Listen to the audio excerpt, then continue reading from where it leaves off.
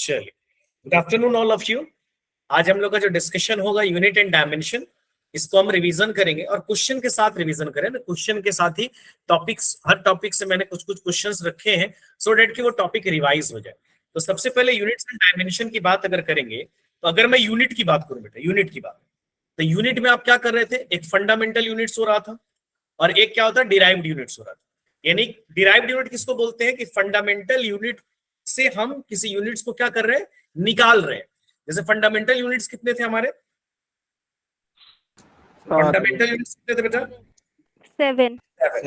एक तो मेरा क्या हो रहा था इसमें, फंडामेंटल यूनिट्स।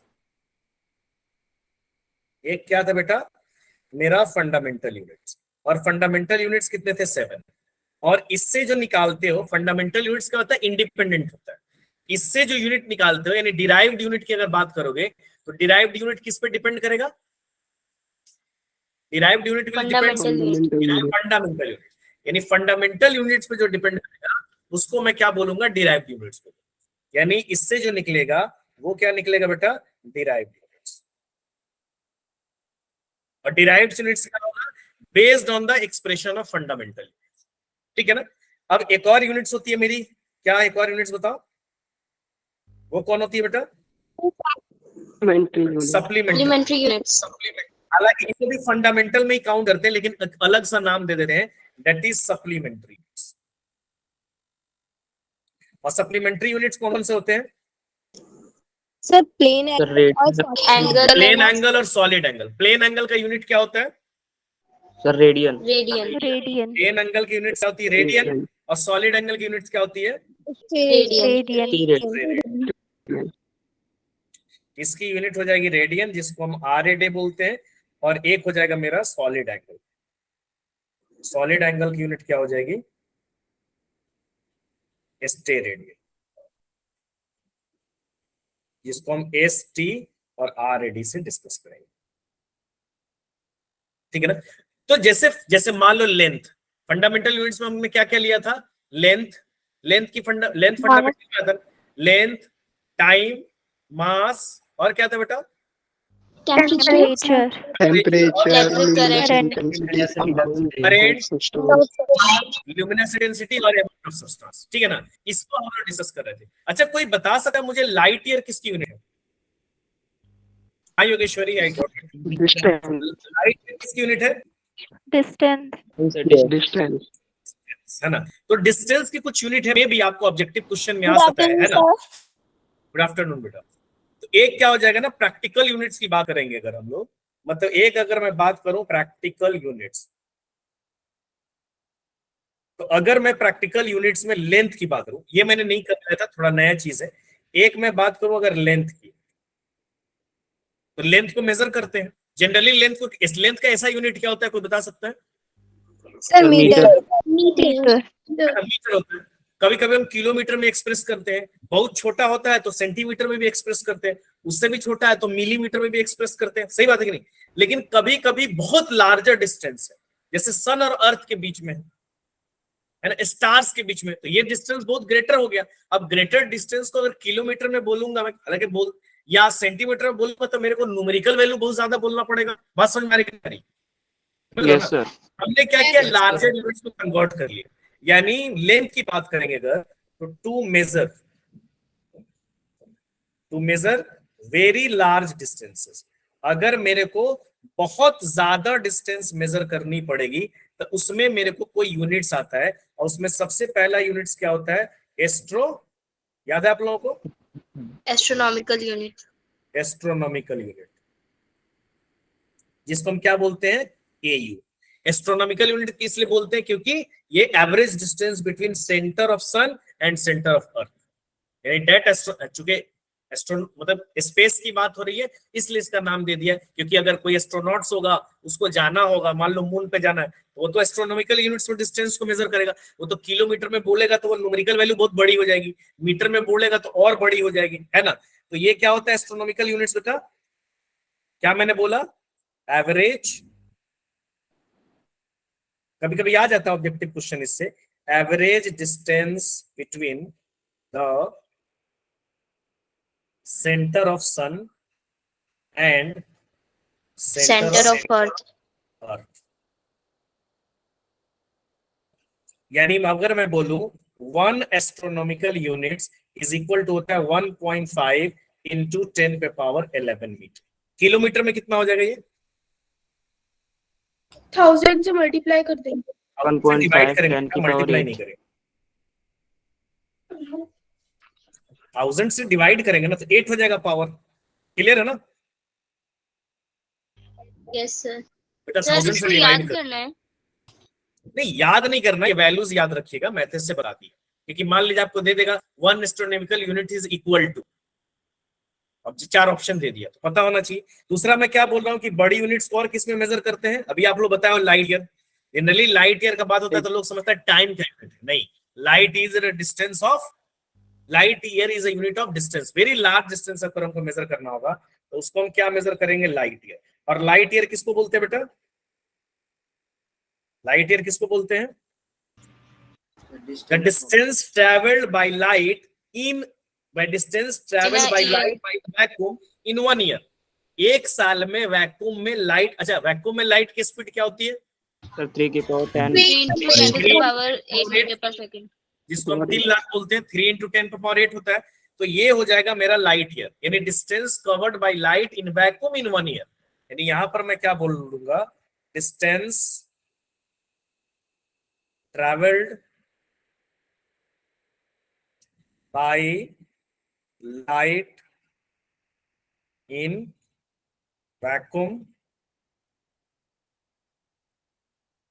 in 1 year। ठीक है ना? अब ये किस लिए यूज किया जाता है? एस्ट्रोनॉमिकल डिस्टेंस मेजर करने। और 1 light year is equal to कितना होता है बेटा?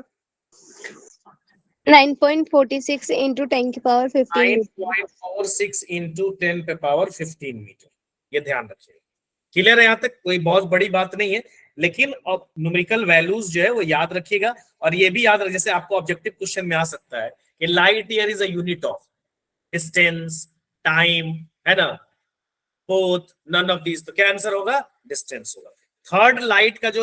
थर्ड जो डिस्टेंस को मेजर करते हैं, बहुत लंबी यूनिट जो होती है, दैट इज पारसेक। पारसेक पढ़े हैं, आपको जानते हैं पहले से? पारसेक, ठीक है ना? अब पारसेक क्या होता है कि अर्थ का सेंटर किसी भी ऑर्बिट पर जो एंगल सबटेंड करेगा उसको हम लोग क्या बोलेंगे? पारसेक। जैसे मान लो कहीं पर हमको रेडियस ही मेजर करना है अर्थ का, है ना? एक आर्क आप बनाओगे, जैसे सेंटर से आपने क्या किया, एक कहीं पर भी आर्क बनाया, ये इसको हम लोग बोलते हैं the angle distance of radius of earth at angle subtend. किसी पर भी एंगल सबटेंड अगर है तो यहां से अगर आपको डिस्टेंस मेजर करना है, that is known as parsec. Clear है? Yes sir. Yes sir। ये इसको मैं लिख दूं ऐसे। सर ये यूज कहाँ पर होता है? जनरली अर्थ का रेडियस वगैरह मेजर करने के लिए। अब अर्थ का रेडियस जाके थोड़ी ना सेंटर से लेके मेजर किया, ठीक है ना? मैं इसको ऐसे बना दे, लिख देता हूँ, डिस्टेंस एट विच, मैं बता रहा हूँ अभी, रुक जाएगी।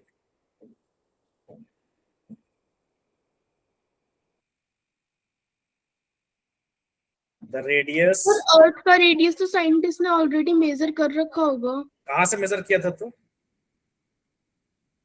मेजर कैसे किया? सेंटर से। हाँ, मेजर जाकर थोड़ी ना किया होगा। Yes sir.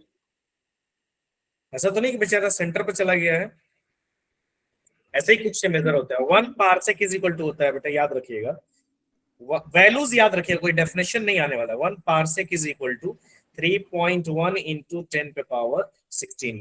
Larger distance measure करने के लिए हम इन क्वांटिटीज को यूज करते हैं। अगर बहुत लार्जर डिस्टेंस हमको कहीं पर भी मेजर करना है तो हम इस क्वांटिटी को क्या करेंगे? यूज करेंगे। क्लियर बेटा? यहां तक सभी आदमी को समझ में आ गया? सर सॉलिड एंगल के क्वेश्चंस करवा देना। सॉलिड एंगल का कोई क्वेश्चन नहीं आने वाला, समझ रहे हो? सर एक बार फिर से बता दो सर डेफिनेशन। ठीक है, ये कह रहा है कि distance at which radius of earth orbits subtend at an angle of 1 second of arc. 1 second of arc, arc में कितना होता है? 360 डिग्री। तो 1 सेकेंड में जो ट्रैवल करोगे वो आर्क जितना एंगल सब्सटेंड करेगा, that is known as parsec.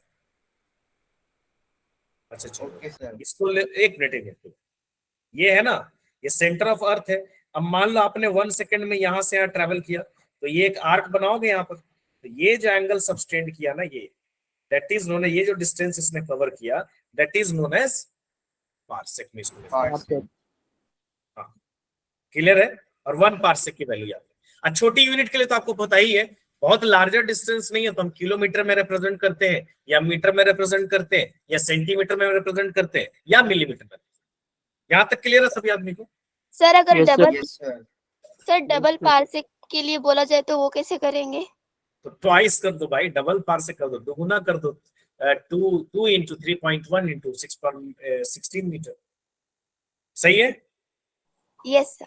Yes sir. Time के लिए भी कुछ यूनिट होता है। अगर टाइम की बात करो तो टाइम के लिए, टाइम की ऐसा यूनिट क्या होती है? Sir second. सेकंड होती है। तो टाइम की और भी यूनिट्स होती है। एक यूनिट क्या होता है? Solar year.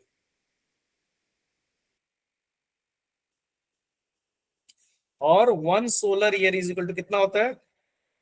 आपको भी पता होगा, एग्जैक्टली 365.2 डेज होता है। इसी में ना एक ईयर लेते हो आप लोग, सन एक बार रिवॉल्व कर लेता है ना। तो इसको हम लोग क्या बोलते हैं? 1 सोलर ईयर। एक सोलर ईयर बराबर कितना हो जाएगा? इतना। ये डेज हो गया, days is time, second, hour, minute, days, year, ये सब क्या हो गया? टाइम को बता रहा है। तो ये क्या, और कोई यूनिट होता है? Lunar month. लूनार मंथ सुने होगे, जनरली हो सकता है कहीं एसएसटी वगैरह में पढ़े होगे। लूनार 27.3 डेज होता है। हाँ? 1 6.6 lunar month equals to 27.3 days होता है। पता नहीं बेटा, मेरे को नहीं पता। 7.3 होता है 27.3। Lunar month. अच्छा लूनार, मेरे को लगा कि यहाँ आप बोल रहे हो कि सर 25 ना हो के 7.3 होता है, मुझे इसका लगा। तो लूनार मंथ क्या होता है? The time taken moon to complete 1 revolution around the earth. नहीं बोलते एक मून, फुल मून जो आता है, सुन रहे नहीं? तो 1 lunar sir. Month, 1 lunar month, एक lunar month is equal to होता है 27.3 डेज। ठीक है ना?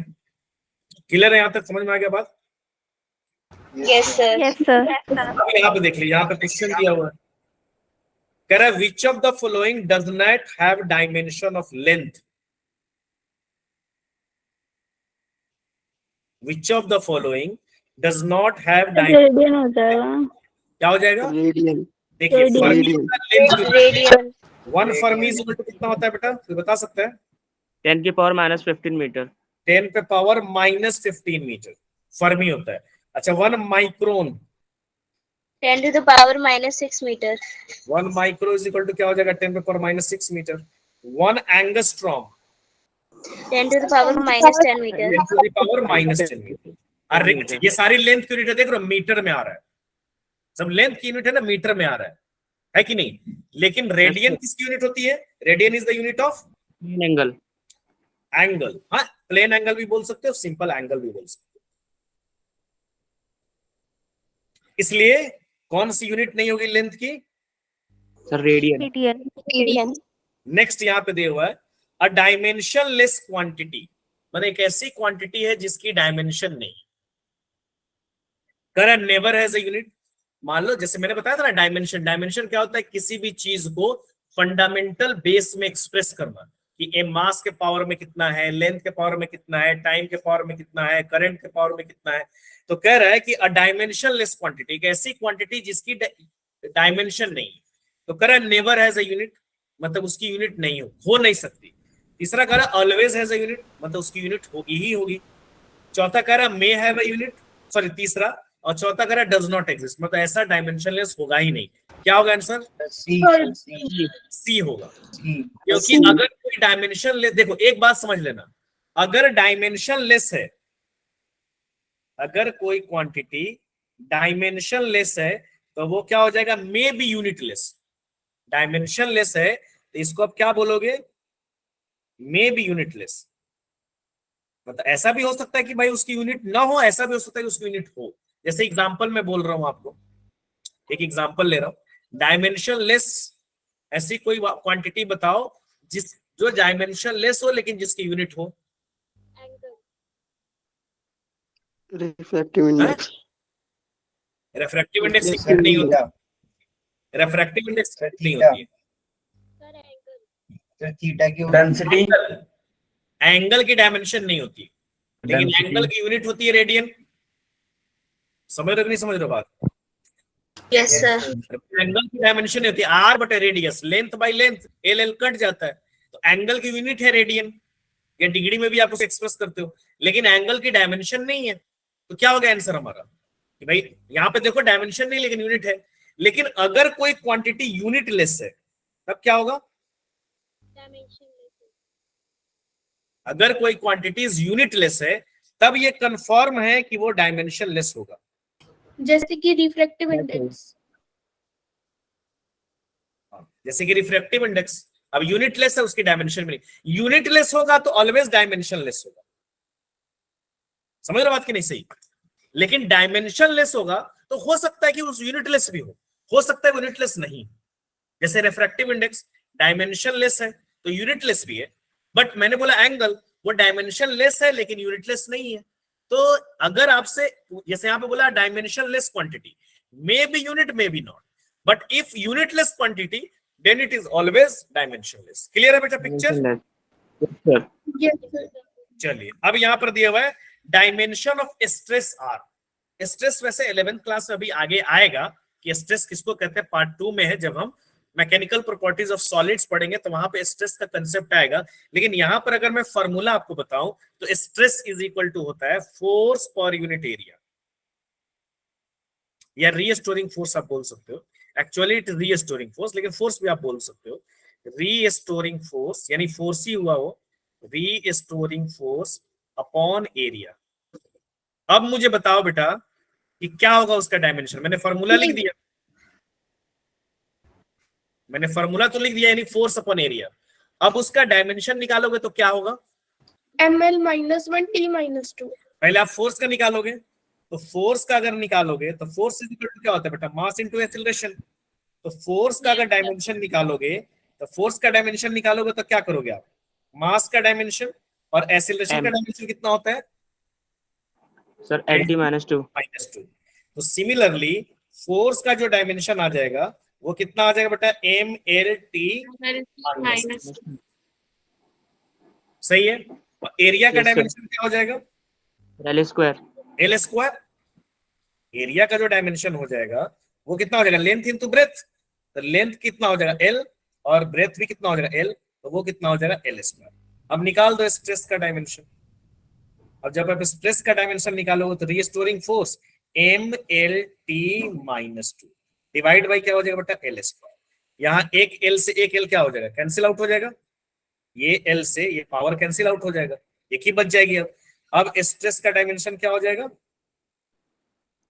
ML -1। ऊपर ले जाओ, एल को ऊपर ले जाओ तो कितना हो जाएगा? -1 और T -2। आपको फॉर्मूला याद है, यानी ऑप्शन नंबर कौन सा मैच कर रहा है मेरा? 1। फर्स्ट।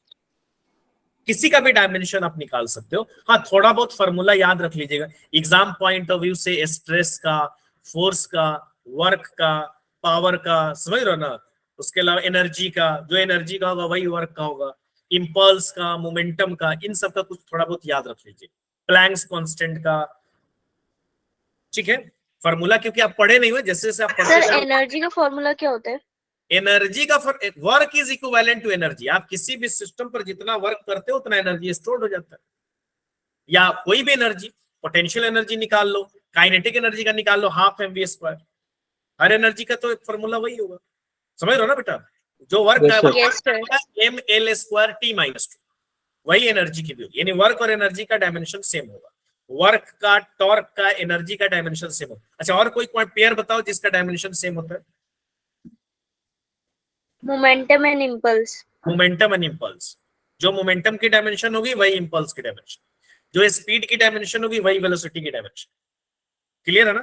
अब यहाँ पर एक और क्वेश्चन दिया हुआ है, the dimension of epsilon not, यानी यहाँ दिया हुआ है ये आगे फॉर्मूला पढ़ोगे 12th क्लास में, लेकिन चूंकि डायमेंशन से रिलेटेड बात हो रही है तो इस टाइप का क्वेश्चन आ जाता है। और यहाँ पर क्या दिया है कि म्यू नॉट, यहां पे दिया हुआ बेटा म्यू नॉट एप्सिलॉन नॉट पे पावर कितना दिया है -1/2। तो इसको आप कैसे लिख सकते हो, 1/2 का क्या हो जाएगा root under mu naught epsilon naught. तो एक्चुअली जब हम इलेक्ट्रोमैग्नेटिक वेव्स पढ़ेंगे तो that is the formula of C. C क्या होता है? Speed of light. Speed of light. Speed of light. C is the speed of light. तो C का जो फॉर्मूला होता है that is root under, C is equal to होता है root under mu naught epsilon naught. अब principle of homogeneity लगाओगे तो प्रिंसिपल ऑफ होमोजेनिटी क्या कहता है बेटा, जितना लेफ्ट साइड का डायमेंशन होगा उतना ही राइट साइड का डायमेंशन होगा। ये तो कंफर्म है, अदरवाइज वो फॉर्मूला डायमेंशनली इनकरेक्ट, वो फॉर्मूला हो ही नहीं सकता। इसका मतलब कि इसका जो डायमेंशन होगा वही इसका भी डायमेंशन होगा। Sir option 3। दोनों की डायमेंशन सेम होगी, अदरवाइज आप लिख ही नहीं सकते हो। तो अब उसकी डायमेंशन निकालने के लिए आप क्या करोगे, आप सी की डायमेंशन निकाल दो। तो सी क्या Yes, मैं sir. बोल रहा हूँ, स्पीड ऑफ लाइट। सी क्या है? Speed of light. Speed of light in vacuum.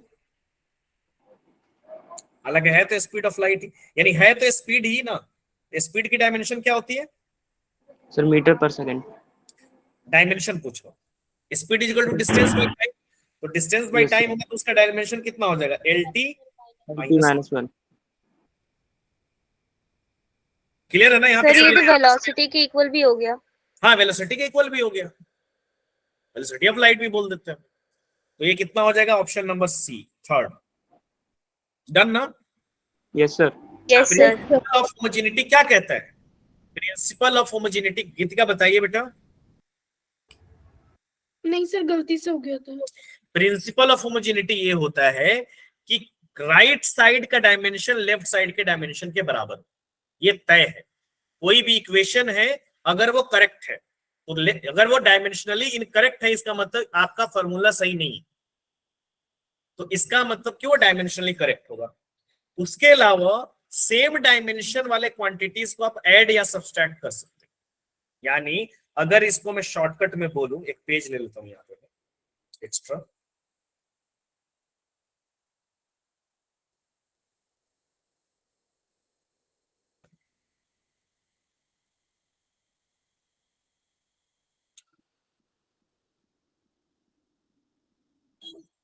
ठीक है ना। तो अगर मैं बात करूं बेटा प्रिंसिपल ऑफ होमोजेनिटी का, तो प्रिंसिपल ऑफ होमोजेनिटी क्या कहता है बेटा, बताओगे जरा आप लोग। Sir in equation all the terms have same dimension. सारी प्लस और माइनस में जो होती है वो उनकी डायमेंशन सेम होती है। प्रिंसिपल ऑफ होमोजेनिटी में सबसे पहला ये हो जाएगा कि सेम क्वांटिटी ही ऐड या सब्सट्रैक्ट हो सकता है। यानी अगर मैं लिखूं a माइनस बी, यानी अगर मैं लिखूं a माइनस बी, तो प्रिंसिपल ऑफ होमोजेनिटी के अकॉर्डिंग जो a का डायमेंशन होगा वही b का डायमेंशन।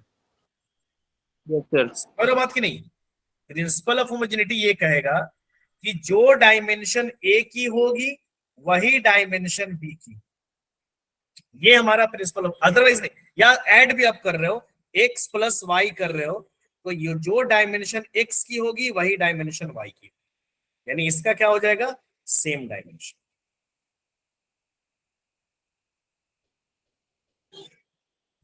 इसका भी क्या हो जाएगा बेटा,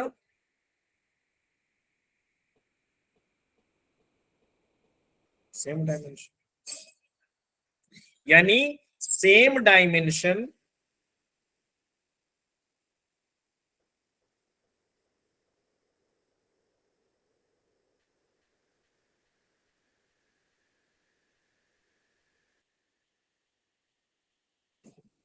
ठीक है, सब्ट्रैक्टेड, सॉरी सब्सट्रैक्टेड,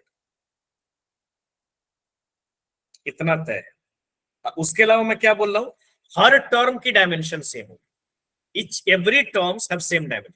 जैसे मैं कुछ ऐसे लिख रहा हूं, A Z by Y plus W Q by P is equal to Y. इसका क्या मतलब हुआ, इस पूरे का सर y का जो डायमेंशन होगा, y का जो डायमेंशन होगा वही डायमेंशन ये भी होगा, वही डायमेंशन ये भी। यानी ईच टर्म्स की, जितने भी टर्म्स ऐड या सब्सट्रैक्ट हो रहे हैं, ईच टर्म्स की डायमेंशन क्या होगी, सेम। यानी ईच टर्म्स जो यहां पर आप ले रहे हो, ईच टर्म्स की डायमेंशन क्या होगी बेटा? सेम होगी।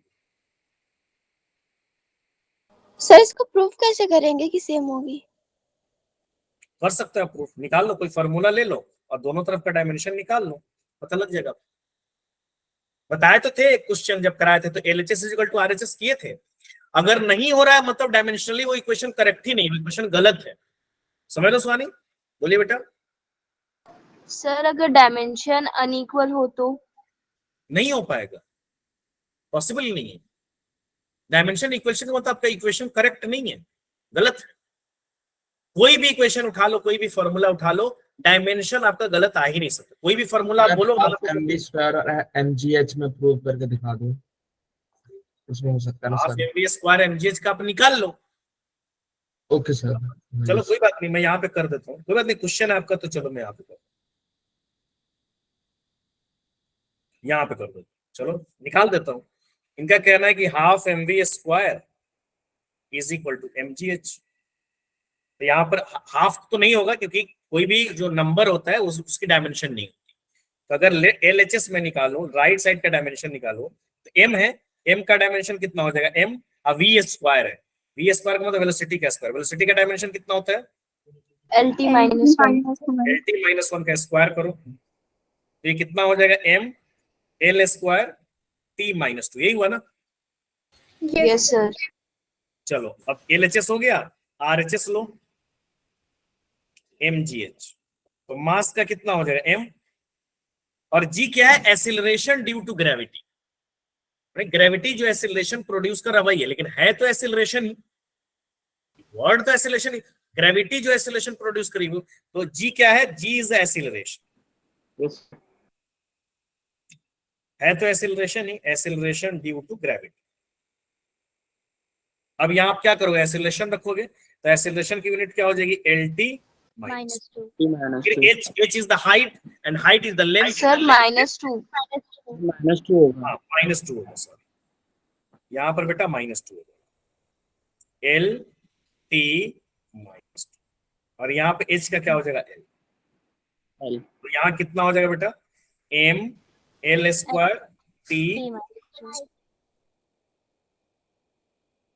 अब देखो दोनों साइड बराबर है कि नहीं बराबर? Yes sir. LHS बराबर RHS है कि नहीं? विवेक बताओ, आपका डाउट था।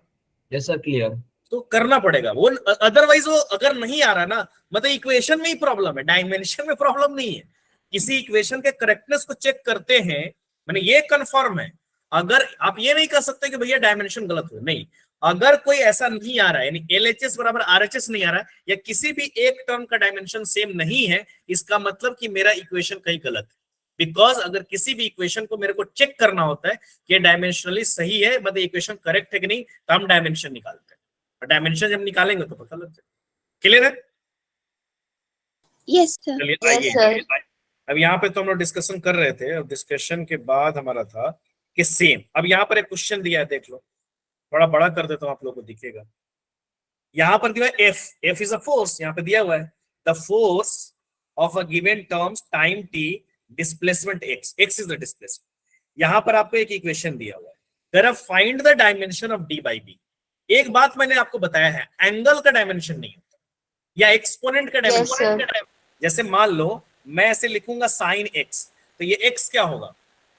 डायमेंशन, यानी थीटा होगा। आपको पता है थीटा की डायमेंशन नहीं होती। या एक्सपोनेंट पर अगर कोई मैं पावर लिखता हूं, तो एक्सपोनेंट में एक प्योर टर्म आएगा, मैंने ये सॉल्व करके प्योर टर्म है, यानी इस दोनों का मल्टीप्लिकेशन का कोई डायमेंशन नहीं। तो एंगल की डायमेंशन नहीं होती, angle is a dimensionless quantity. अब यहाँ पे देखो, यहाँ पर क्या दिया हुआ है? F is equal to, question देखो मैं बता रहा हूं, आप में से किसी को आंसर पता है इसका? देखो F इज इक्वल टू क्या दिया हुआ है बेटा? A cos bx प्लस में क्या दिया हुआ? C sin dt। तो ये डायमेंशन लेस होगा कि नहीं होगा? Yes, sir. भाई थीटा हो गया ना, साइन थीटा, तो theta is the dimensionless quantity. B और एक्स डायमेंशनलेस नहीं है, वो जो भी क्वांटिटी मिली होगी वो डायमेंशनलेस हो जाएगा बेटा, उसकी कोई डायमेंशन नहीं होगी। यानी बी और एक्स जो है वो क्या हो जाएंगे बेटा?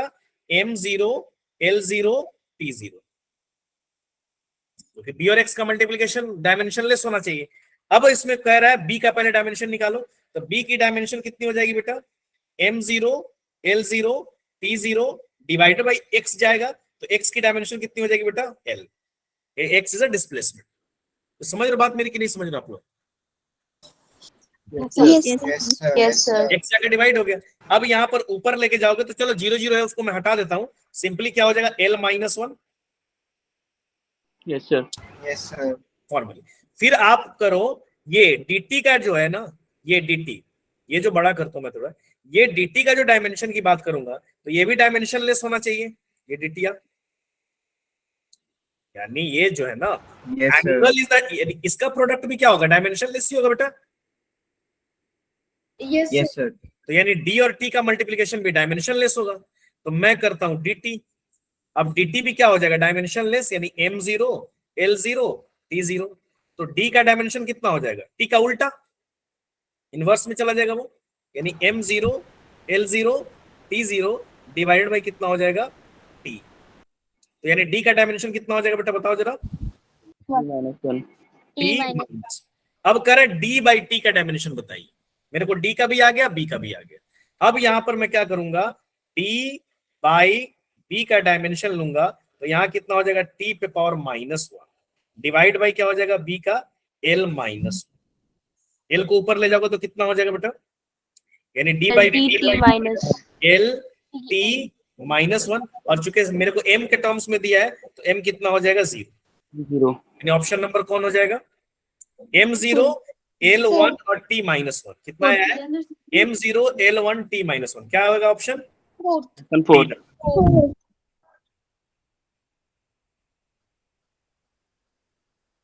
दक्ष आपने जो दिया है ना, दक्ष का आंसर यार नहीं, वो पूरा मिल के ना, ये दोनों मिल के 0 होगा। इंडिविजुअली तो b बाई डी 0 नहीं होगा ना, दोनों मिलकर वो डायमेंशनलेस बन जाएगा, एक सिंगल डायमेंशनलेस नहीं है। हाँ, आपको b cross b into x का पूछेगा तो वो 0 है, b इंटू टी के पूछेगा तो 0 हो जाएगा। डन ना? चलिए नेक्स्ट क्वेश्चन है, आप लोग बताइएगा जरा। A wave is represented by, y क्या होता है? डिस्टेंस होता है। y is a distance, wave की इक्वेशन आप पढ़ो, is equal to a sin at minus bx plus c। a b और c का कांस्टेंट है, तो dimension of a b and c are, a b and c are. भाई angle की तो 0 होनी चाहिए, यस सर। तो a का Yes, डायमेंशन sir. कितना हो जाएगा? ये पूरा जो है डायमेंशनलेस क्वांटिटी होगा, और इसकी जो डायमेंशन होगी वही इसकी भी होगी, वही इसकी भी होगी। Yes sir. समझ रहे हो कि नहीं समझ रहे हो? Yes sir. तो 80 का डायमेंशन कितना हो जाएगा? m0 T m0 minus. l0 t t0 lb0। Yes sir. ये तो पूरा डायमेंशनलेस होना चाहिए ना भाई। Yes sir. Yes sir. तो a का डायमेंशन जो है वो क्या हो जाएगा? t जाके minus डिवाइड कर देगा, तो कितना आ जाएगा बेटा? T-1. t-1। सिमिलरली b का डायमेंशन निकालो, Sir L-1. bx भी कितना हो जाएगा बेटा? L-1 हो जाएगा। हाँ, m0 L0 t0। तो b का जो डायमेंशन होगा वो भी कितना हो जाएगा? 1 बाई x का डायमेंशन। तो x का डायमेंशन कितना हो जाएगा? L-1। L-1 क्यों लिखा, समझ में आ रहा ना? बताइए आप लोग को, नीचे जाके Yes, L sir. डिवाइड। और c का क्या होगा? c का Zero, डायमेंशन zero. 0 0 होगा। Dimension. जो डायमेंशन इसकी होगी वही डायमेंशन, जो डायमेंशन जो है इसकी होगी वही डायमेंशन इसकी होगी, वही डायमेंशन इसकी होगी। तो सी भी पूरा क्या हो जाएगा? सी का तो सीधे सिंपल हो जाएगा, यानी सी इज इक्वल टू मेरा क्या हो जाएगा? m0 L0 T0। आ गया सभी का? कौन सा ऑप्शन हो जाएगा? पहले B पूछा option. -1 L-1 और ऑप्शन नंबर 2 हो जाएगा ना? Yes sir. Yes sir. समझ रहे हो ना? ऐसा क्वेश्चन आएगा तो कर लोगे ना? Yes Yes, sir. sir. एक और यहाँ पर दिया हुआ है, यहाँ बताइए। अल्फा इज इक्वल टू, बड़ा कर देता हूं आप लोग को थोड़ा दिख जाएगा अच्छे से। Alpha is equal to f by V square sine beta. फिर बीटा का कोई डायमेंशन नहीं होगा। एंगल जहां पे आएगा दोनों मिलकर डायमेंशन नहीं होगा, यानी इसकी कोई डायमेंशन नहीं होगी बेटा, है कि नहीं? Yes, sir. तो बी का डायमेंशन क्या हो जाएगा? T-1. T-1 हो जाएगा भाई। बी इंटू टी 0 हो जाना चाहिए डायमेंशन, तो बी की डायमेंशन कितनी हो जाएगी बेटा? T-1 हो जाएगी। आगे बोलिए।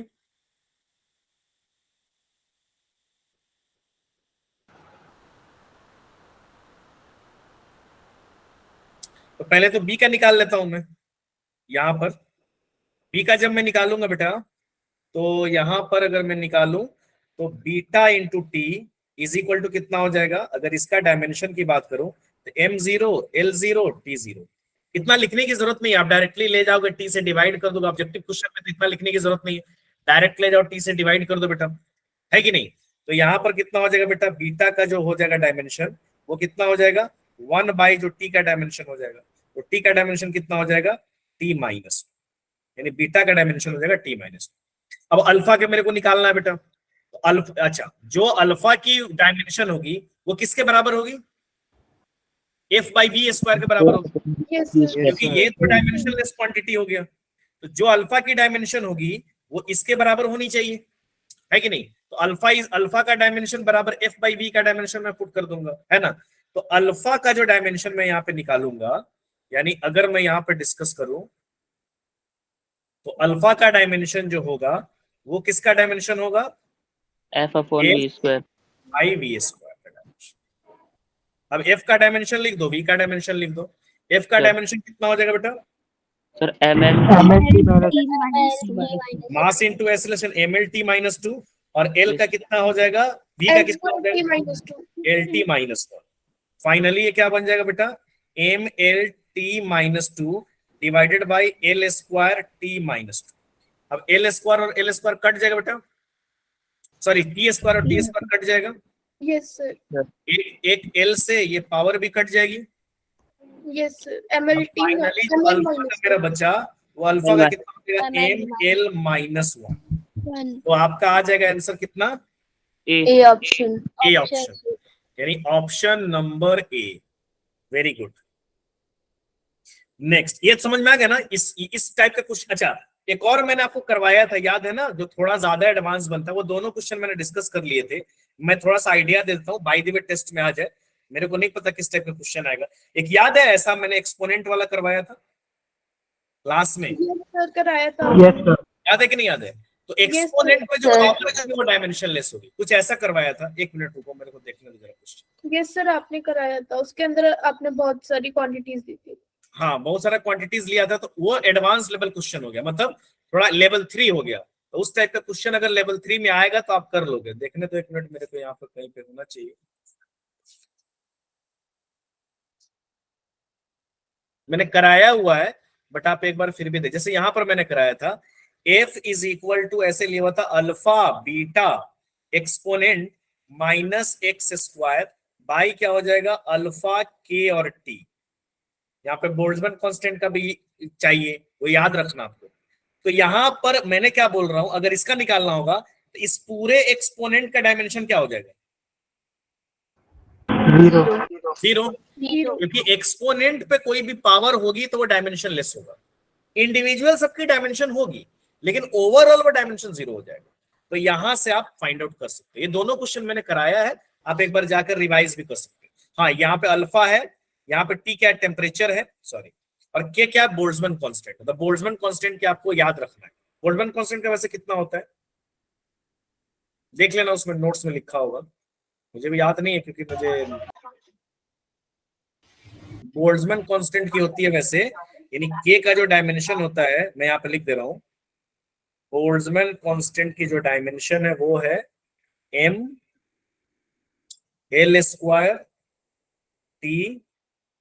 T-2 और केल्विन -2। ये ध्यान रखिए, क्योंकि दोनों ही क्वेश्चन किए थे इस टाइप का इक्वेशन वाला, दोनों में ही बोल्ट्जमैन कांस्टेंट आया था ना बेटा? Yes, sir. अब पता चला आपको कंसेप्ट तो पता है, लेकिन बोल्ट्जमैन कांस्टेंट का आपको डायमेंशन नहीं पता। इस टाइप का क्वेश्चन भी मैंने करवाया हुआ था। यानी एक्सपोनेंट पे जो पावर है, यानी एक्स स्क्वायर अल्फा के टी बराबर क्या हो जाएगा, m0 l0 t0। अब अल्फा का निकालना है तो बाकी क्वांटिटी को उधर ले जाओ, सबके डायमेंशन लिख के कटा दो, अल्फा का आएगा। अब अल्फा का आ जाएगा तो बीटा का भी आ जाएगा, क्योंकि अल्फा का यहाँ आ गया, इस दोनों का प्रोडक्ट मिलके क्या आना चाहिए, फोर्स का आ जाना चाहिए। डन ना? Yes sir. तो ऐसे प्रिंसिपल ऑफ होमोजेनिटी का क्वेश्चन आप सॉल्व कर सकते हो। अब आता है बेटा कि अगर आपको कोई दिया रहेगा, जैसे मैं आपको क्या बोला था मैंने कि किसी का डायमेंशन आप निकाल सकते हो, एक और मैंने आपको बोला था कि आप यूनिट को कन्वर्ट कर सकते हो डायमेंशन के हेल्प से, n1 u1 n1 2 e2। इसके क्वेश्चन तो जनरली कम आते हैं, ऐसे क्वेश्चन ज्यादा आते हैं। अब यहाँ पर कह रहा है कि एक सिस्टम है, मान लो जैसे आपको दे देगा कि भैया ये एक क्वांटिटी है, ये इन चीजों पर डिपेंड कर रही है, तो भैया उसका रिप्रेजेंटेशन कैसे होगा, डायमेंशनल रिप्रेजेंटेशन क्या होगा। तो जो भी चीजें डिपेंड करे, जैसे यहाँ पर देखो एक क्वेश्चन करेंगे तो समझ में आ जाएगा आप लोग। यहाँ पर क्वेश्चन कह रहा है कि the basic dimension of density, velocity and area. A system has basic dimension as density, velocity and area. The dimension representation of force in this system is. जैसे हम सिस्टम में फंडामेंटल क्या लेते हैं, बेस जो लेते हैं वो लेते हैं, लेंथ लेते हैं, टाइम लेते हैं, और कोई चीजें लेते हैं। ये कह रहा है कि फोर्स में जो बेसिक डायमेंशन है वो लेंथ डेंसिटी कंसीडर करो, वेलोसिटी कंसीडर करो और एरिया कंसीडर करो, और उसके बेसिस पर मेरे को एफ की डायमेंशन रिप्रेजेंटेशन करो। यानी एमएलटी में मत करो आप, ए डी और वी के टर्म्स में रिप्रेजेंट करो। तो मैं इसको कैसे लिखूंगा, क्वेश्चन के अकॉर्डिंग मैं ये बोलूंगा कि फोर्स किस पर डिपेंड कर रहा है, डेंसिटी पर, एरिया पर, और किस पर डिपेंड कर रहा है, वेलोसिटी पर, है ना। लेकिन किस पर, कितने पावर पर डिपेंड कर रहा है ये मेरे को नहीं पता। बात सही कि नहीं सही है? यानी डेंसिटी के कितने टर्म्स पे कर रहा है, फोर्स के कितने टर्म्स पे कर रहा है, ये मुझे नहीं पता। डेंसिटी पे 1 पावर है कि कितना पावर है मुझे नहीं पता। तो मैं क्या कर लूंगा, मैं यहाँ पे पावर लगा लूंगा, कितना पावर कर रहा है, यानी ए पावर, इस पे कितना पावर है बी पावर, और वेलोसिटी पे कितना पावर है सी पावर। क्लियर है? Yes sir. Yes sir. अब देखो मैं इसको क्या लिख सकता हूँ, एफ इज इक्वल टू, एक कांस्टेंट लगा दो, डी पे पावर ए पे पावर बी, वी पे पावर सी। अब ये तो एक कांस्टेंट टर्म है, मतलब कोई भी एक कांस्टेंट डाले हो तो इसकी ये क्या हो जाएगी, डायमेंशनल क्वांटिटी। अब इसका मतलब कि जो प्रिंसिपल ऑफ होमोजेनिटी, जो डायमेंशन इसका होगा वही डायमेंशन इसका होगा। Yes sir. Yes sir. Side बराबर राइट साइड तो डायमेंशन सेम रखनी पड़ेगी आपको, अदरवाइज आप मतलब वो इक्वेशन ही करेक्ट नहीं होगा। समझ रहे बात? नहीं समझ?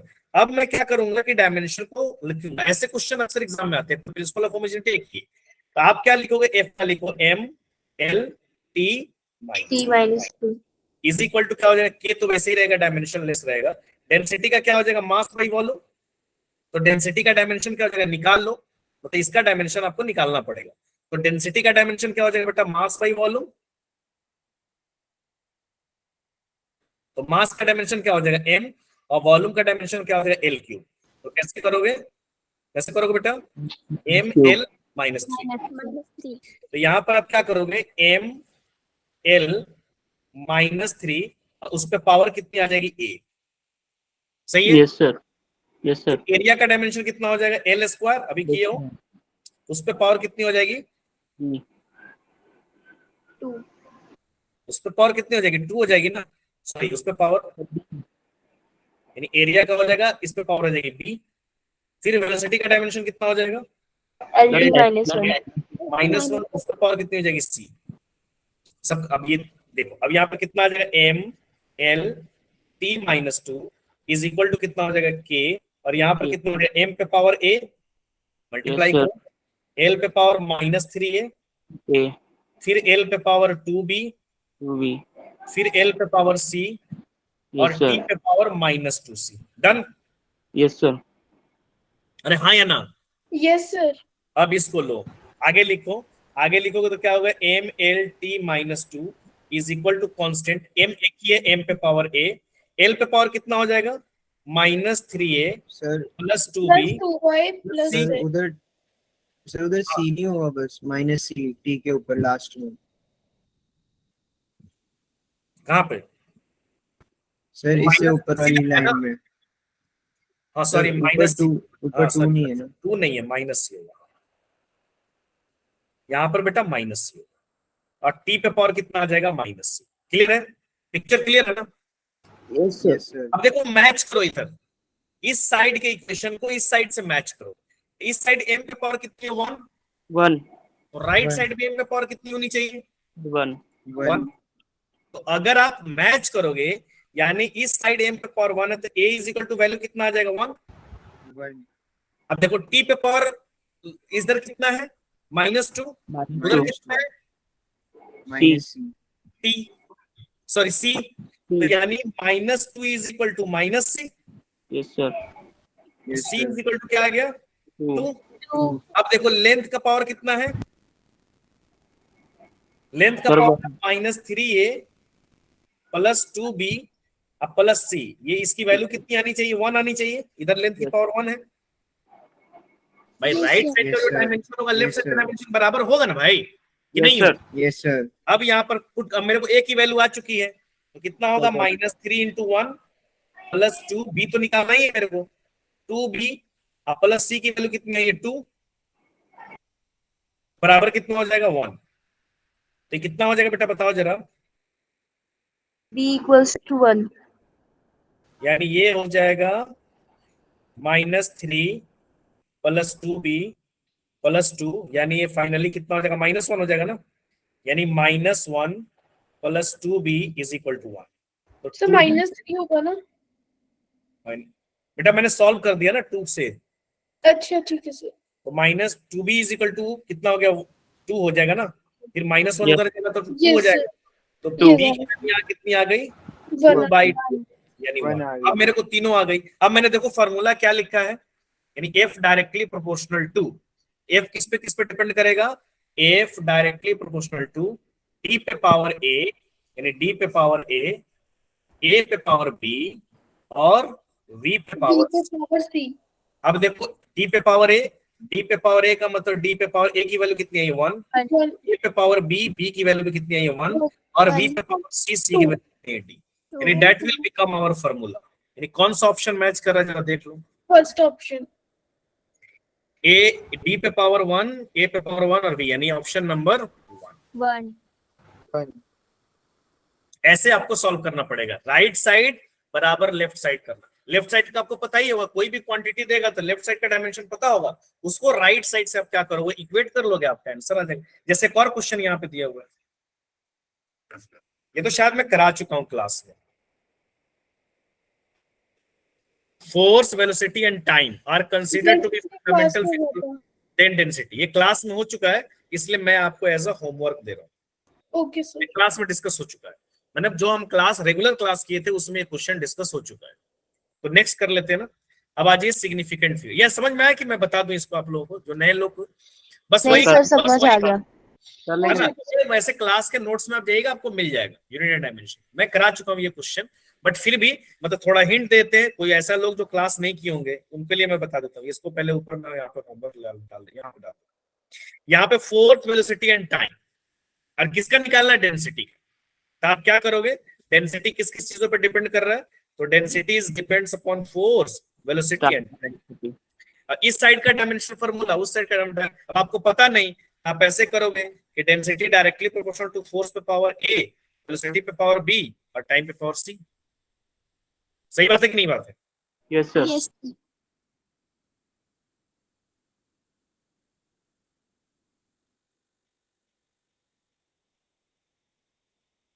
अब उसको फिर वही इक्वेट कर लोगे तो फोर्स पे पावर आ जाएगी, जो भी आना होगा, a की वैल्यू आ जाएगी, b की वैल्यू आ जाएगी। इधर का डायमेंशन डेंसिटी का डायमेंशन लिखोगे, इधर फोर्स का डायमेंशन, वेलोसिटी का डायमेंशन, टाइम का डायमेंशन। ये क्वेश्चन मैं करा चुका हूं, बट फिर भी आपको मैं थोड़ा सा हिंट दे दिया उसी पे, जो अभी ऊपर मैं कराया उसी पर बेस्ड।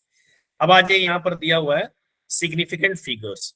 सिग्निफिकेंट फिगर्स का तो क्वेश्चन बड़ा इजी है ना? Yes sir. रूल्स बताए थे। सिग्निफिकेंट फिगर में सबसे पहले आपको क्या याद रखना पड़ेगा, आपको रूल्स याद रखने पड़ेंगे। और रूल्स में मैंने पहला रूल्स ये बताया था कि जितने भी नॉन जीरो नंबर है वो सारे सिग्निफिकेंट होते हैं। Yes, sir. जैसे मान लो बताए थे ना कि जितने भी नॉन जीरो नंबर होते हैं वो सारे सिग्निफिकेंट होते हैं। जैसे एग्जांपल के तौर पर अगर मैं लूं, तो अगर कोई मेरे को कहे 1 2 4 5 8, इसमें कितने सिग्निफिकेंट फिगर्स हैं? 5 5. 5। क्यों? क्योंकि सारे क्या है यहाँ पर non zero. Non zero number है, तो जितने भी नॉन जीरो नंबर्स होंगे वो सारे क्या होंगे? 5. दूसरा रूल क्या बताया था? इनिशियल जीरोस, अगर शुरुआत में जीरोस है तो वो सिग्निफिकेंट नहीं हो। जैसे मान लीजिए 0.0012, अब ये वाला क्या है मेरा? इसमें कितने सिग्निफिकेंट फिगर है? 2। 2, क्योंकि ये इनिशियल जीरोस है, चाहे वो डेसिमल के बाद हो या डेसिमल नहीं हो, उससे कोई फर्क नहीं पड़ता। जैसे मेरे को ऐसे भी अगर दिया हुआ है 0012, यहाँ पे डेसिमल नहीं है, डेसिमल है, उससे कोई फर्क, अगर वो इनिशियल है, जब तक वो इनिशियल है तब तक वो सिग्निफिकेंट नहीं है। तो ये कितना हो जाएगा यहाँ पर? ये तो सिग्निफिकेंट नहीं होंगे, यानी फाइनली इसमें कितना हो जाएगा? 2 सिग्निफिकेंट फिगर। यहाँ पर भी कितने सिग्निफिकेंट फिगर हो जाएंगे? 2 significant figure. ठीक है ना? अच्छा, अगर यहाँ पे ऐसे दिया जाए 1.0012, इसमें कितने सिग्निफिकेंट फिगर हो जाएंगे? Sir, 5. 5 होंगे, क्योंकि अब वो इनिशियल नहीं रहा, अब वो बीच में आ गया, नॉन जीरो के बीच में आ गया। अब ये कितने हो जाएंगे? 5। 5. और कितना? थर्ड नंबर रूल क्या बताया था? कि दोनों सिग्निफिकेंट जो फिगर होते हैं उसके बीच में अगर जीरोस होते हैं तो वो भी दो significant- सिग्निफिकेंट फिगर के बीच में अगर कोई भी आता है तो वो काउंट होगा। लास्ट में मैंने ये बताया था कि अगर एंडिंग जीरो डेसिमल के बाद आता है तो वो सिग्निफिकेंट होगा।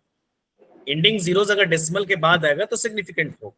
यानी जैसे फॉर एग्जांपल 1.200, ये कितने सिग्निफिकेंट फिगर होंगे इसमें?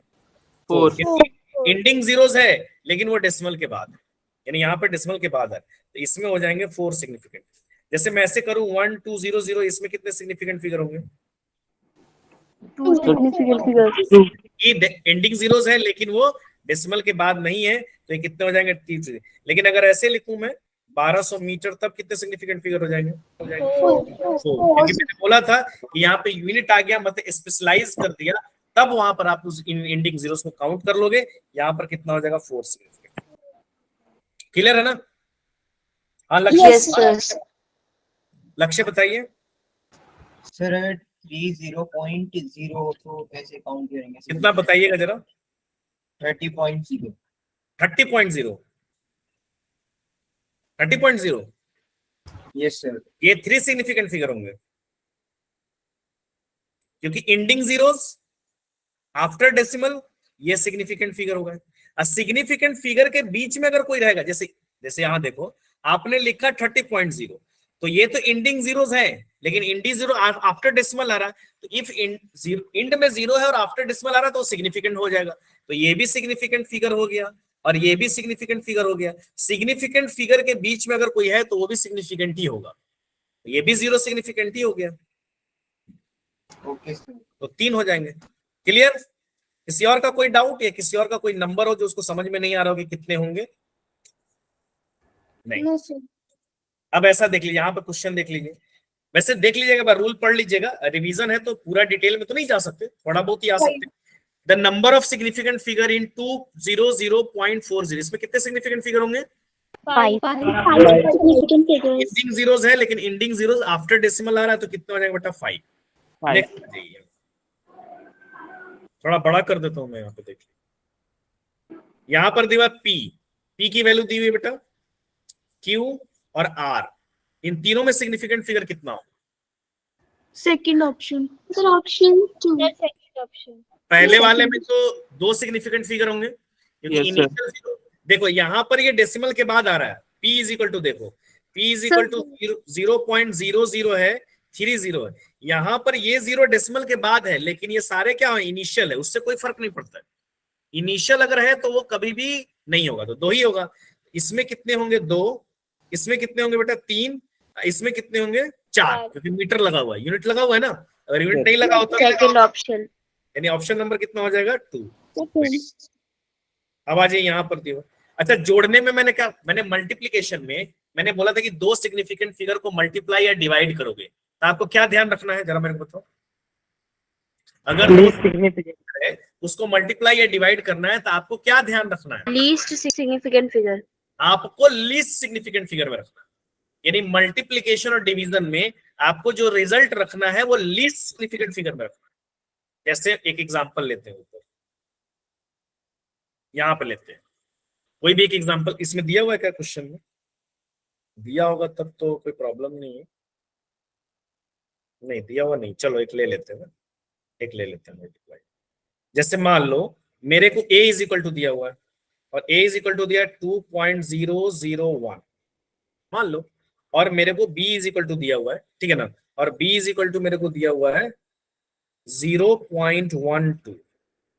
इसको मेरे को मल्टीप्लाई करना है, यानी फाइंड, अगर कोई बोल रहा है फाइंड a इंटू बी, लेकिन आपको a इंटू बी क्या करना है, एप्रोप्रिएट सिग्निफिकेंट, आपको नॉर्मल अलजेब्रे में नहीं करना।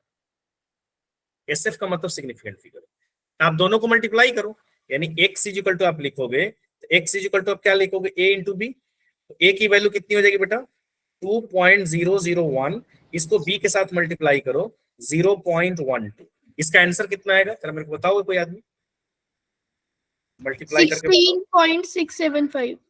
यानी मैं एक मिनट कर रहा हूँ, 2.001 इंटू 0.12, ये कितना आ जाएगा बेटा बताओ, 16.675।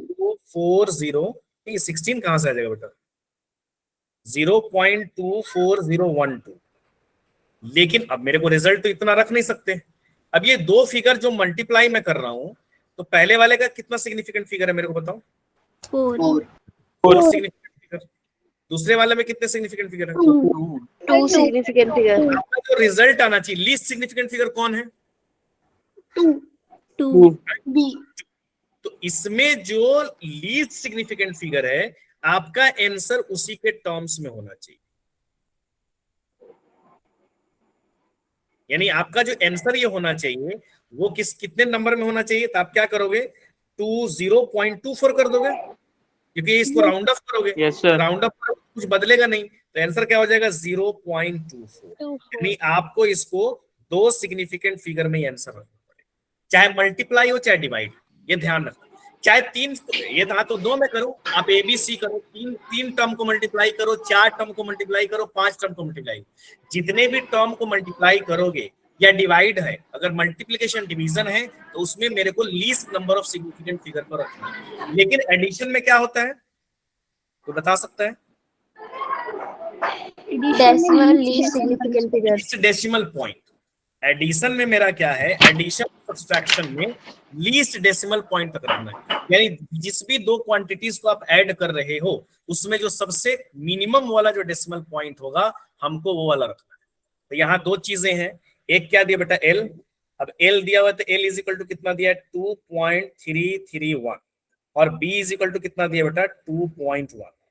अब दोनों को ऐड करना है बेटा, तो दोनों को ऐड कर दो, तो L प्लस B को ऐड करोगे तो कितना आएगा, अच्छा देखो ये कितने डेसिमल पॉइंट तक है, 3 डेसिमल पॉइंट, Yes, sir. और ये कितने डेसिमल पॉइंट तक है बेटा, 1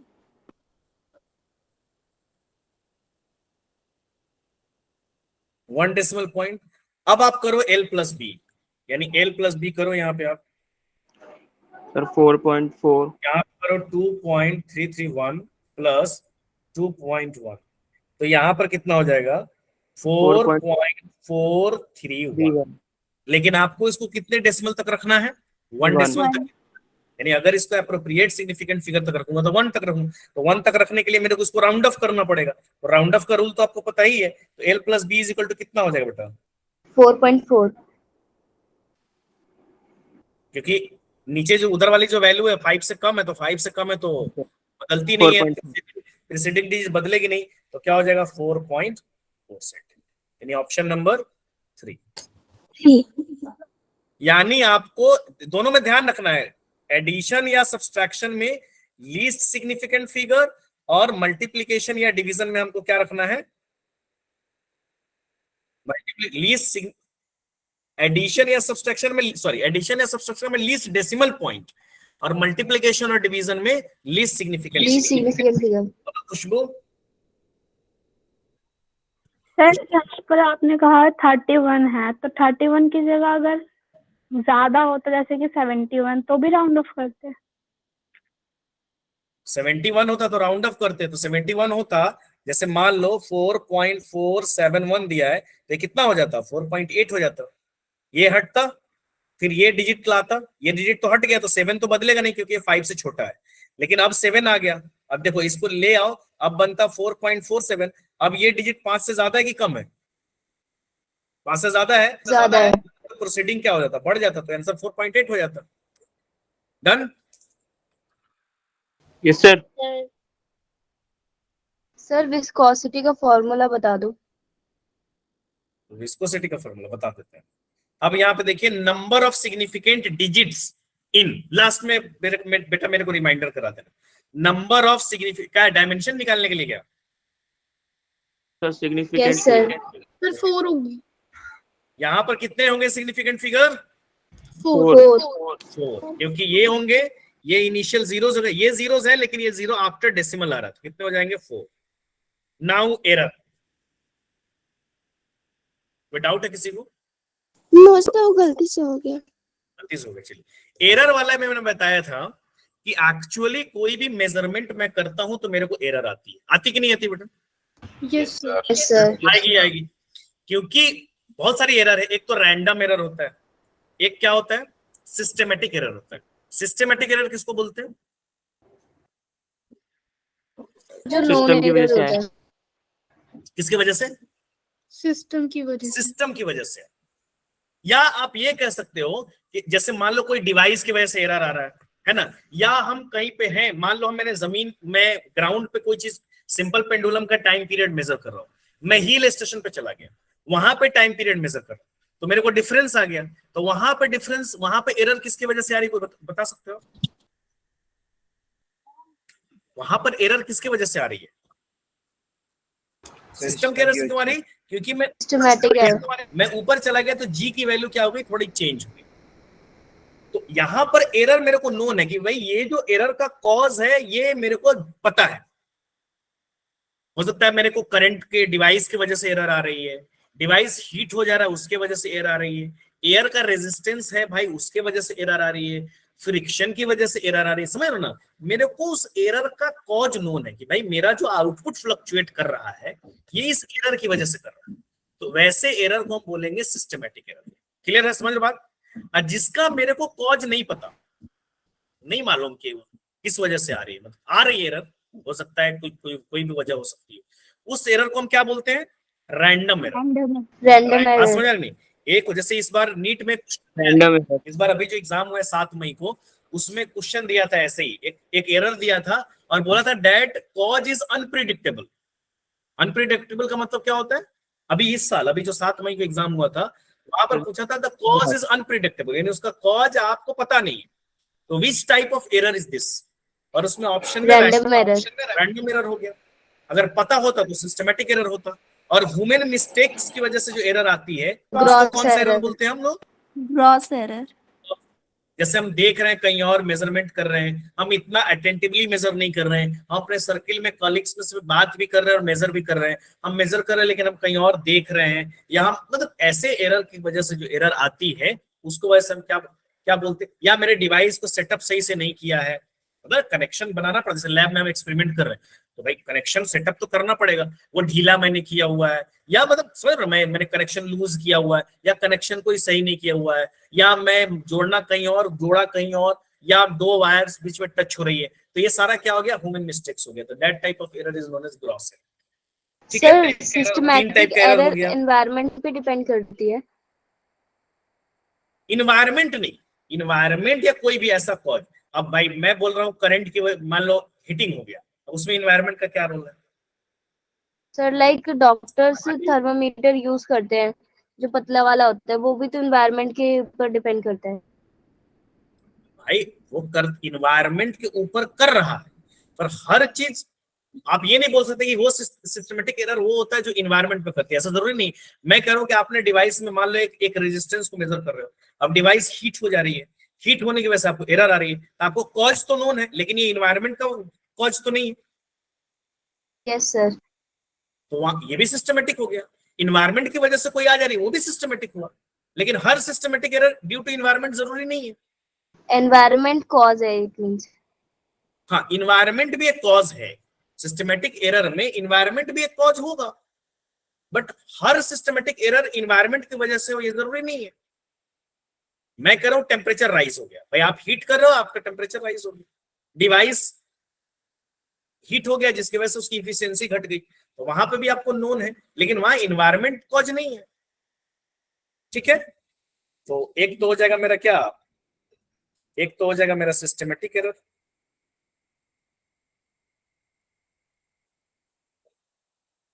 इसका क्या होता है, कॉज नोन होता है। एक क्या हो जाएगा, रैंडम एरर। रैंडम एरर में क्या हो जाएगा, कॉज नोन होगा कि अननोन होगा, अननोन।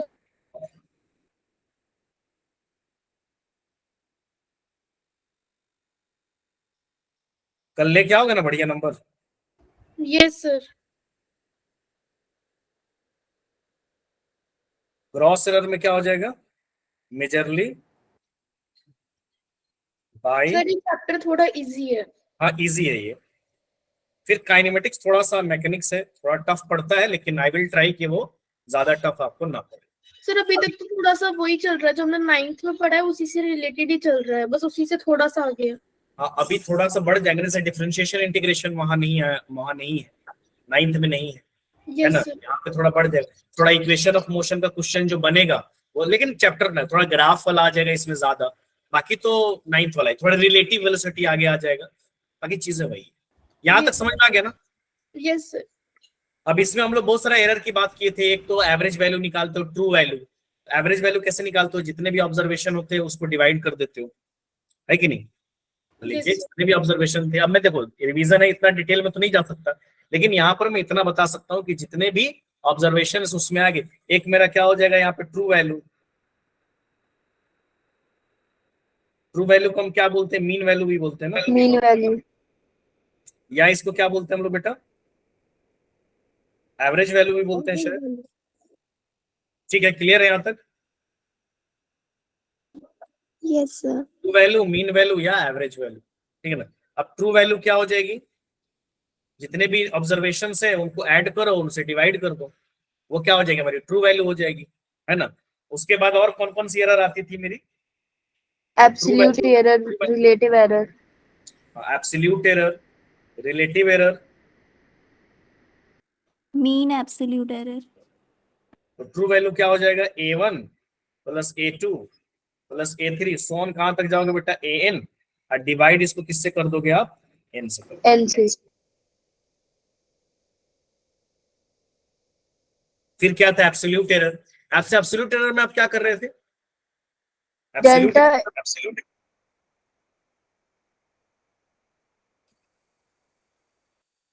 क्या कर रहे थे आप, ट्रू वैल्यू में से इंडिविजुअल वैल्यू माइनस कर रहे थे।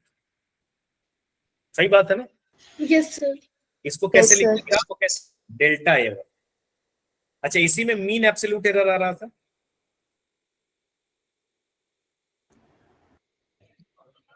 तो मीन एब्सोल्यूट एरर को कैसे निकालते थे आप, एब्सोल्यूट एब्सोल्यूट एरर आ रहा है इनका और हम। अच्छा अब मैंने बोला था कि एब्सोल्यूट एरर प्लस भी हो सकता है माइनस भी हो सकता है, लेकिन रखना आपको क्या है, प्लस। सोन कहां तक मैं जाऊंगा, AN तक जाऊंगा, डिवाइड बाय जितने भी नंबर्स हैं उनसे आप क्या कर दो, उसको डिवाइड कर दो। अच्छा एक और क्या था मेरा, रिलेटिव एरर या फ्रैक्शनल एरर, वो क्या था बताओगे। Delta A bar divided by में AM। ये तो मीन आ जाएगा, मीन का मतलब क्या हो जाएगा, डेल्टा ए बार। तो क्या हो जाएगा, delta A bar divided by किससे डिवाइड करना है आपको, मीन वैल्यू से। रिलेटिव एरर या फ्रैक्शनल एरर। अच्छा परसेंटेज एरर क्या था, इसी में 100 by 100 मल्टीप्लाई करते रहे, ठीक है ना। Yes sir. एडिशन और सब्सट्रैक्शन में आपको पता ही है मैक्सिमम कहां तक जाती है, मिनिमम कहां तक जाती है, क्लियर है। अभी क्वेश्चन करेंगे तो आपको समझ में आ जाएगा। जैसे यहाँ पर दिया हुआ है क्वेश्चन, कितना नंबर ऑफ क्वेश्चन है, बस थोड़ा सा और है। यहाँ पर दिया हुआ है आपको, देखिए क्वेश्चन कह रहा था initial and final temperature of water as recorded by an observer, ठीक है ना। आर यानी इनिशियल टेम्परेचर T1 जो दिया हुआ है वो दिया हुआ है 40.6 प्लस माइनस 0.2 डिग्री सेल्सियस, और T2 कितना दिया हुआ है 78.3 प्लस माइनस 0.3 डिग्री सेल्सियस। कह रहा calculate the rise in temperature. Rise का मतलब डिफरेंस, यस पहले 40 था, उसके बाद राइज कर गया 48 हो गया, तो भैया राइज जब करेगा तो कितना डिफरेंस आया, तो आप क्या निकालोगे, डेल्टा टी, यानी आप क्या निकालोगे, T2 माइनस T1। तो T2 माइनस T1 कितना हो जाएगा बता सकते हो आप लोग, 78.3 माइनस 40.6। अब इसको करोगे तो कितना आएगा बेटा, जरा बताओ तो मेरे को। 37.7 28.3 माइनस 40.6, ये आ जाएगा आपका 37.7। लेकिन आपको क्या रखना है, प्रॉपर लिमिट के साथ रखना है, यानी आपको जो रखना है राइज इन टेम्परेचर वो लिमिट के साथ रखना है। तो प्रॉपर लिमिट कितनी हो जाएगी, यानी मैक्सिमम डेल्टा T1, यानी प्लस माइनस आपको क्या रखना पड़ेगा, delta T1 plus delta T2। Maximum error, यानी मैक्सिमम एरर इतना आ सकता है, वो कितना आ जाएगा बेटा बताओ, मैक्सिमम एरर आएगा 0.2 प्लस 0.5 0.5 है ना, ये यानी इतना ज्यादा से ज्यादा एरर आ, चाहे एडिशन है चाहे सब्सट्रैक्शन है, मैक्सिमम एरर में प्लस ही रही, ये क्या हो गया आपका प्लस माइनस। अब आपका राइज इन टेम्परेचर कितना हो जाएगा, यानी ये आपका आ गया प्लस माइनस 0.5।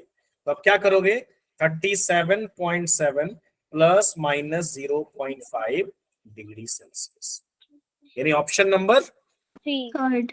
सी। ठीक है, अब यहां पर दिया हुआ है, if the error of measuring diameter in a circle is 2%, if error in measuring diameter of a circle is 2%, the error in measuring the circumference of the circle, circle का circumference कितना होता है, 2 pi r 2 pi r, 2 pi r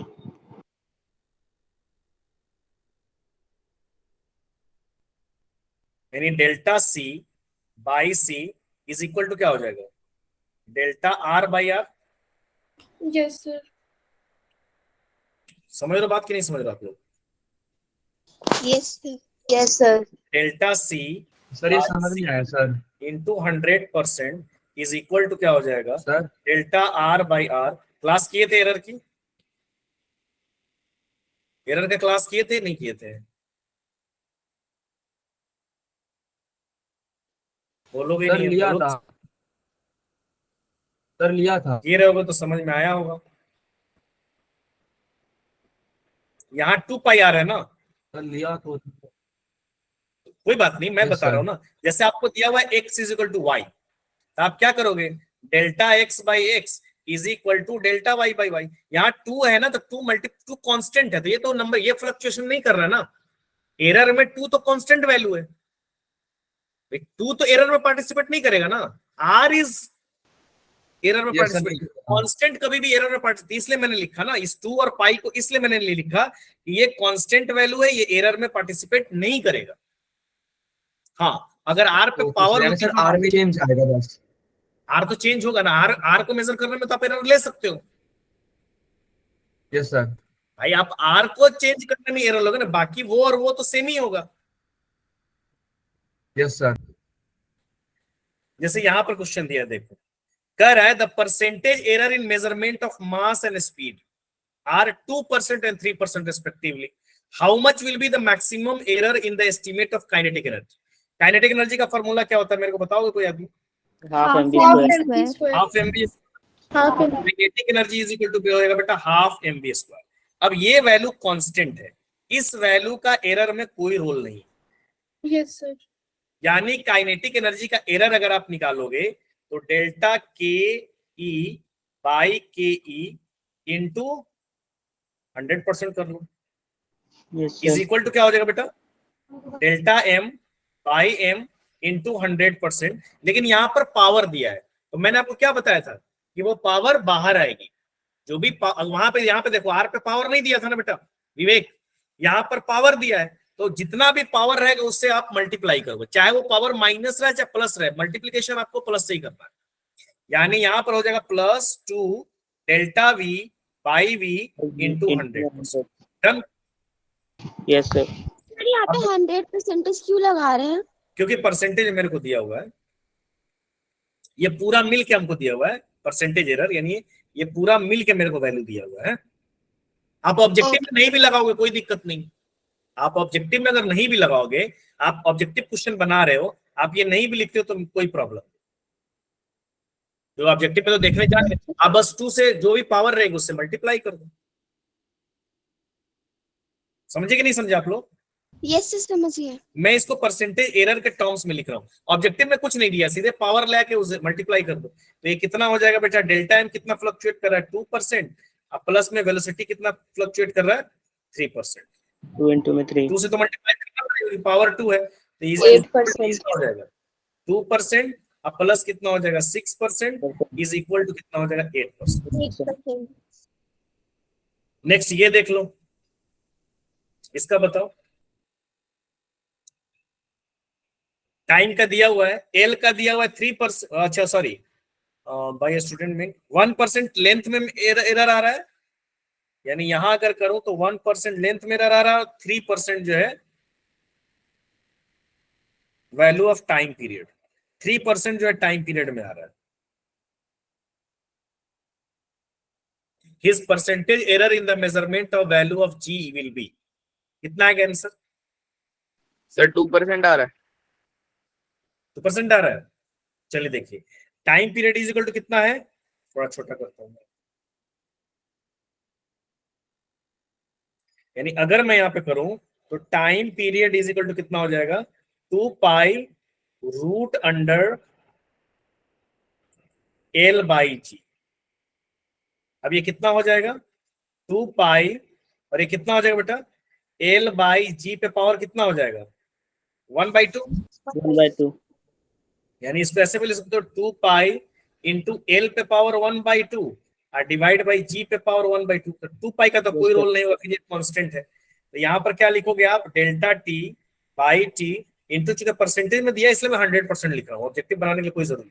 into क्या हो जाएगा 1/2, power बाहर आएगी, 1/2 into क्या करोगे आप delta L by L into क्या करोगे 100%, प्लस ये डिवीजन में भी है तभी भी आपको पावर उतना ही से मल्टीप्लाई करना पड़ेगा, उससे कोई फर्क नहीं पड़ता है।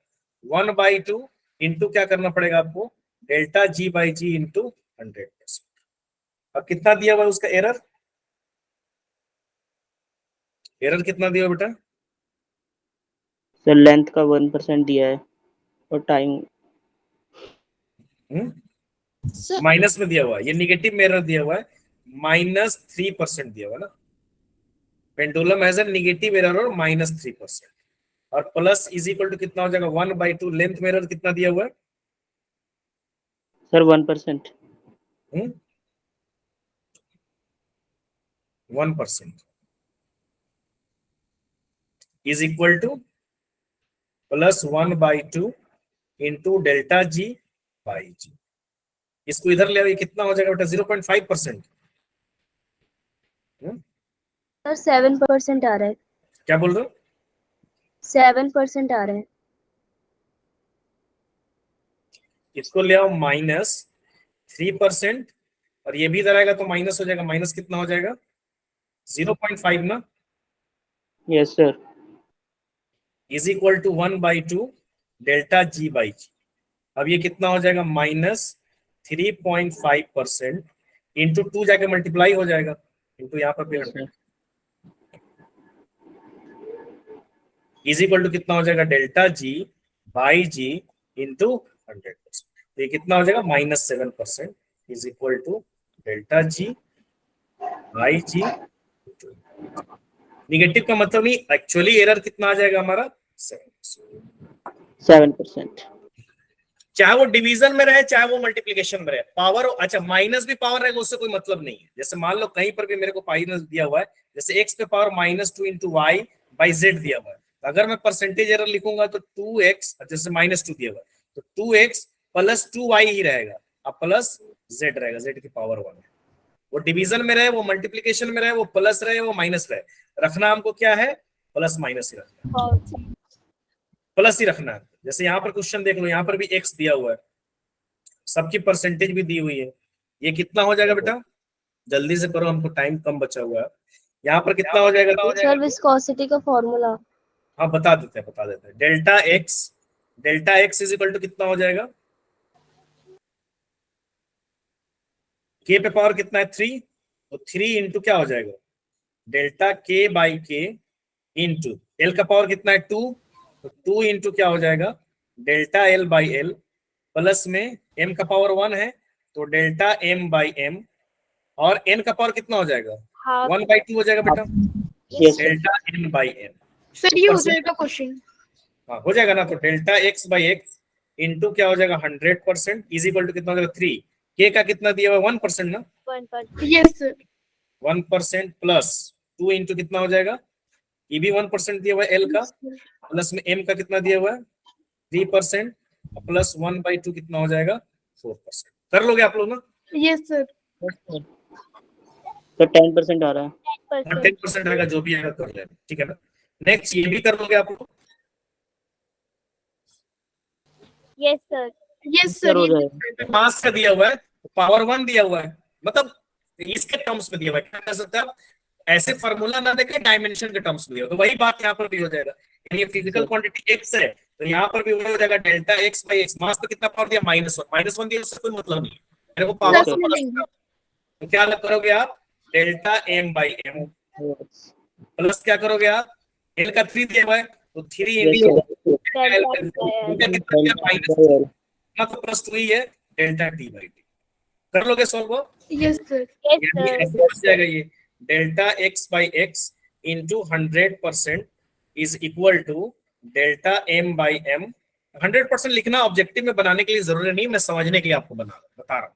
No need to write this type of, यहीं पे करके ऐसे ही फर्स्ट वाला इक्वेशन लिख के यहीं पे वैल्यू पुट कर दो, plus 3 into delta L by L into 100% plus 2 delta T by T into 100। अभी कितना आएगा तो निकालना ही है आपको, delta x by x into 100%।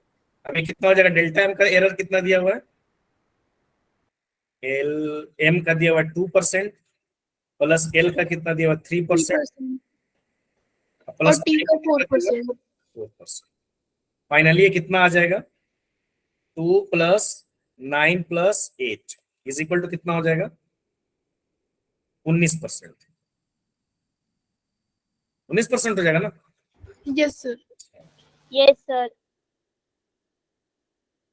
Sir viscosity का फॉर्मूला। हाँ देना बेटा, बिना बताए आपको जाने नहीं देंगे। अच्छा यहाँ पर तो आप कर ही सकते हो fractional error, f is equal to क्या दिया हुआ एक्स का स्क्वायर, तो फ्रैक्शनल एरर क्या हो जाएगा डेल्टा एफ बाई एफ कितना हो जाएगा बेटा, तो 2 two delta x by x. 200%। नहीं परसेंटेज नहीं दिया हुआ, सिंपली पूछ रहा हूँ। Okay okay. यहाँ तक क्लियर है सभी आदमी को? Yes sir. Yes sir. हाँ यस सर। चलिए यहाँ पर बता दो ना, कोफिशिएंट ऑफ विस्कोसिटी का वैसे फॉर्मूला क्या होता है, एक्चुअली क्या होता है देखो, एक और पढ़ लो विस्कोसिटी का। फोर्स इज इक्वल टू एक फॉर्मूला होता है जिसको टर्मिनल वेलोसिटी भी बोलते हैं, 6